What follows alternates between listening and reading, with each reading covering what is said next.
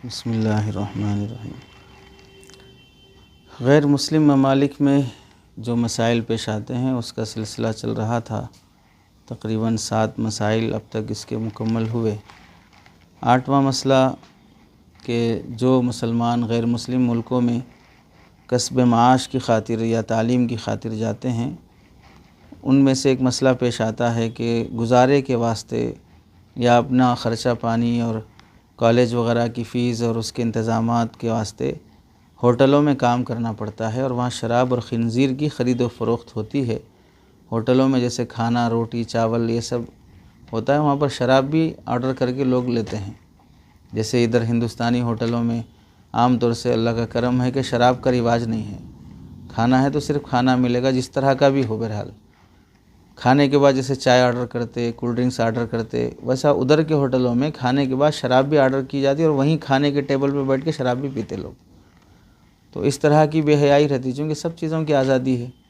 तो ऐसे होटलों में बाज़ मरतबा पार्ट टाइम जॉब के नाम से एक 4 घंटे, एक 6 घंटे नौजवानों को काम कर लेंगे तो अमेरिकी डॉलर मिलेंगे और उससे अपना कमरे का किराया और कॉलेज की फ़ीस, आने जाने की टैक्सी की फ़ीस, ये सब निकल जाएगी और पढ़ाई भी हो जाएगी। तो गया कि बच्चा अमेरिका में पढ़ रहा है, पार्ट टाइम जॉब भी कर ले रहा है, माँ बाप के ज़िम्मे बोझ भी नहीं है। इस तरह के बहुत से लोग करते हैं। तो मुसलमान तलबा वहाँ इल्म हासिल करने जाते हैं। माशी अखराजात, तालीमी अखराजात के लिए अगर हिंदुस्तान से मंगाएंगे भी तो भाई डॉलर की कीमत ज़्यादा है, रुपये की कीमत घटती जा रही है। तो यहाँ से वहाँ पहुँचाएँगे भी तो यहाँ से अगर हम 100 रुपये पहुँचाएँगे तो उसे 1-2 डॉलर मिलेंगे। क्या होगा 1-2 डॉलर से? 1000 रुपये पहुँचाएँगे तो 10 डॉलर मिलेंगे उसको। 10 डॉलर से क्या होगा? हमारे तो 1000 रुपये चले गए। तो 10,000 अगर हम पहुँचाएँगे तो उसे 100 डॉलर मिलेंगे बस। तो 10,000 हमारे गए, लेकिन उसके तो 100 रुपये ही छुए वहाँ के हिसाब से। तो वहीं अगर कमा लेगा तो वहाँ के हिसाब से ख़र्च काफ़ी हो जाता। अब वालिदैन वगैरह की तरफ से जो रकम भेजी जाती है वो काफ़ी नहीं होती। तो तलबा मजबूरन माशी और तालीमी अखराजात पूरा करने के वास्ते तालीम हासिल करते हुए वहाँ मुलाज़मत भी इख्तियार कर लेते हैं। बाज़ मरतबा वहाँ तलबा को, पढ़ने वाले स्टूडेंट्स को ऐसे स्कूलों में, ऐसे होटलों में मुलाज़मत मिलती है जिनमें शराब और खिंजीर का गोश्त भी मिलता है। जैसे हम चिकन मटन ऑर्डर करते, वैसे पिग का गोश्त भी ऑर्डर किया जा सकता। तो ऐसे होटलों में इन मुसलमान तलबा का मुलाज़मत करना अपने गुजारे के वास्ते शरअन दुरुस्त है या नहीं है, ये सवाल है और ये आम तौर से पूछा भी जाता है।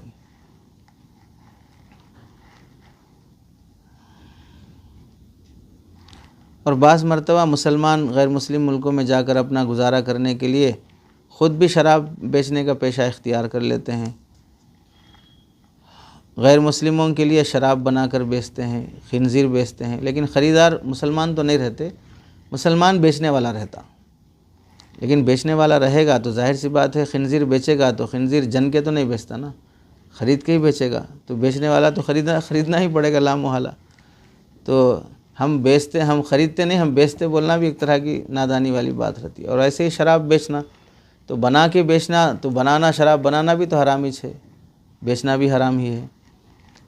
तो इस सिलसिले में हज़रत रहमत दामत बरकातुहुम ने जो जवाब लिखा कि भाई एक मुसलमान के लिए गैर मुस्लिमों के होटल में मुलाज़मत इख्तियार करना फ़ी नफ्सी ही जायज़ है। मुसलमान गैर मुस्लिम के होटल में काम तो कर सकता, उससे मसला नहीं, जैसे गैर मुस्लिम मुसलमानों के होटल में काम कर सकता है। लेकिन शर्त यह है कि मुसलमान उस होटल में काम करते हुए शराब पिलाने या खिंजीर या दूसरे हराम कामों को गैर मुस्लिमों के सामने भी पेश करने का अमल नहीं करना। जैसे ऑर्डर दिया आप, मसलन है कि वेटर है कोई, टेबल नंबर 12 का वेटर कौन है? फ़लाँ साहब है, नाम क्या है? रेहान नहीं, सब मसलन समझो कि अब वो शख्स आया, उसे पानी लाओ बोले, बिरयानी लाओ बोले, रोटी लाओ बोले, सालन लाओ बोले, आखिर में उसको शराब भी लाओ बोल रहे हैं। तो जहाँ तक रोटी, पानी, शराब, शरबत या जो कुछ, वहाँ तक तो उसकी मुलाज़मत जायज़ है। जैसे शराब के ऑर्डर किया जाएगा, अब उसके लिए वो लाना जायज़ नहीं रहेगा।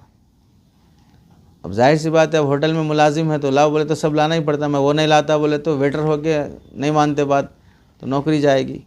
फिर भी मुसलमान से ही कहा जाएगा ला के देना भी आपके लिए जायज़ नहीं रहेगा। हत्ता के फतावा में ये भी है कि आप ला के नहीं दिए, पी के वो छोड़ के चला गया, वो बर्तन उठाना भी आपके लिए जायज़ नहीं जो शराब का है, हालांकि वो साफ़ करने के लिए उठा रहे आप। वो बर्तन धोना भी जायज़, धोने की मुलाजमत भी इख्तियार करना जायज़ नहीं, जिसमें शराब के बर्तन धोना आपकी ज़िम्मेदारी है, आपकी जॉब में ये शामिल है, वो जॉब भी जायज़ नहीं मुसलमान के लिए। दलील क्या है? चंद हदीसें हैं, एक दो हदीसें भी काफ़ी हैं समझने के लिए। हज़रत अब्दुल्लाह इब्न उमर रज़ी अल्लाह तआला अन्हुमा से मरवी है, फरमाया लअनल्लाहुल खमरा व शारिबहा व साक़ियहा व बाइयहा व मुबताअहा व आसिरहा व मुअतसिरहा व हामिलहा वल महमूलता इलैहा। अल्लाह रब्बुल इज़्ज़त ने शराब पर, उसके पीने वाले पर, पिलाने वाले पर, उसके बेचने और ख़रीदने वाले पर, उसको निचोड़ने वाले और उस जिसके लिए निचोड़ी जा रही है शराब उस पर, उसके उठाने वाले पर और जिसकी तरफ वो उठा के ले जा रहा है शराब उस पर, सब पर लानत फरमाई है। तो अब ये उठा के ले जाने वाला, जाहिर सी बात है आर्डर करने के बाद उसे किचन से शराब ले जाके टेबल पर रखना है, उस पर भी लानत होगी, जिसके पास ले जा रहा है उस पर भी लानत बरसेगी। तो लानती काम जायज़ नहीं हो सकता है। ऐसे ही दूसरी रिवायत है, लान रसूलुल्लाह सल्लल्लाहु अलैहि वसल्लम फ़िल ख़म्रि आशरतन, शराब के बारे में अल्लाह ने 10 लोगों पर लानत भेजी है। आसिरहा, शराब बनाने वाले पर लानत, मुअतसिरहा, जिसके लिए शराब बनाई जा रही है, व शारिबहा, पीने वाले पर, हामिलहा, उठा के ले जाने वाले पर, वल महमूलता इलैहा, जिसके पास उठा के ले जा रहा है, वो साक़ियहा व बाइयहा, ऐसे ही डाल के पिला रहा है। जैसे बड़े होटलों में होता है, देखे होंगे, बिरयानी ला के रख देने के बाद खुद नहीं डाल लेना, वेटर आता, चम्मच लेता, अपने हाथ से आपको सब डिवाइड करता, वही तकसीम करता। वैसा ला के रखने के बाद फिर बोतलों में डालने का अलग काम रहता, खिदमत। ये डालने वाले पर भी लानत है, साक़ियहा। ऐसे ही वह बाइयहा, और बेचने वाले पर, वाकिला समनिहा, और शराब के पैसे लेकर बेच के जो प्रॉफिट आता है, पैसे आते हैं, उस पर, वो खाने वाले पर भी, वलमुश्तरी लहा वलमुश्तरात लहा, और ख़रीदने वाला और जिसके लिए ख़रीदी जा रही है उसके लिए, उस पर भी, यानी सब पर अल्लाह की लानत की जाएगी, जिसके लिए ख़रीदी जाए, जिसके लिए बेची जाए। ऐसे ही इमाम बुखारी रहमतुल्लाहि अलैह ने हज़रत आयशा रज़ी अल्लाह तआला अन्हा के हवाले से रिवायत नक़ल की है, लम्मा नज़लतिल आयातु मिन ख़मरि मिन आखिरी सूरतिल बक़रा, सूरह बक़रा की आखिरी आयतें जब नाजिल हुई, ख़रज रसूलुल्लाह सल्लल्लाहु अलैहि वसल्लम फ़अक़रअहुन्ना अलन्नास, तो आप अलैहिस्सलाम बाहर निकल के वो आयतें लोगों को पढ़ के सुनाई। तो सुम्मा नहा आनी तिजारत फ़िल ख़मर, फिर उसके बाद शराब की बिज़नेस करने से आपने मना फरमा दिया। एक रिवायत में हज़रत इब्न अब्बास रज़ी अल्लाह तआला अन्हुमा का कौल मरफ़ूअन मनक़ूल है, इन्नल्लज़ी हर्रम शरीबहा शुरबहा हर्रम बैयहा, जिस ज़ात ने शराब को हराम कर दिया है पीना, उसी ज़ात ने शराब को बेचना भी हराम कर दिया है। तो इन अहादीस से वाज़ेह होता है कि शराब की तिजारत बिल्कुल हराम है, और उजरत पर उसको एक जगह से दूसरी जगह ट्रांसफ़र करना, जैसे अगर आजकल लोग टैक्सी लेकर कंपनियों को दे देते हैं, हाईटेक सिटी की फ़लाँ कंपनी को हमारी टैक्सी रहेगी, रोज़ कंपनी का ड्राइवर आएगा, ले जाएगा, माहाना हमारे अकाउंट में 30-40 हज़ार रुपये आ जाएंगे। ऐसे टैक्सी जैसे रखते हैं, वैसे टैक्सी रखे जिसमें शराब की बोतलें इधर से उधर ले जाना है, जैसे कोल्ड ड्रिंक्स की बोतलें इधर से, दूध इधर से उधर ट्रांसपोर्ट करते हैं, वैसे शराब भी ट्रांसपोर्ट होता है। इस तरह ट्रांसपोर्ट के लिए अपनी गाड़ी किराए पर लगा देना, ये भी हराम और नाजायज़ है। पिलाना वगैरह तो जाहिर सी बात है, ये सब हराम ही है। और इब्न अब्बास रज़ी अल्लाह तआला अन्हुमा के फतवे से बात वाज़ेह हो गई कि किसी इलाक़े में शराब बनाने और उसकी ख़रीद व फ़रोख्त का आम रिवाज हो, वहाँ भी मुसलमानों के लिए हुसूल माश के तौर पर शराब का पेशा इख्तियार करना हलाल नहीं होगा। और हज़रत तक़ी साहब दामत बरकातुहू फरमाते हैं, मेरे इल्म के मुताबिक इस मसले में किसी फ़क़ीह का इख्तिलाफ़ नहीं है, किसी फ़क़ीह का इख्तिलाफ़ नहीं, सब उसको क्या समझते हैं, हराम ही समझते हैं।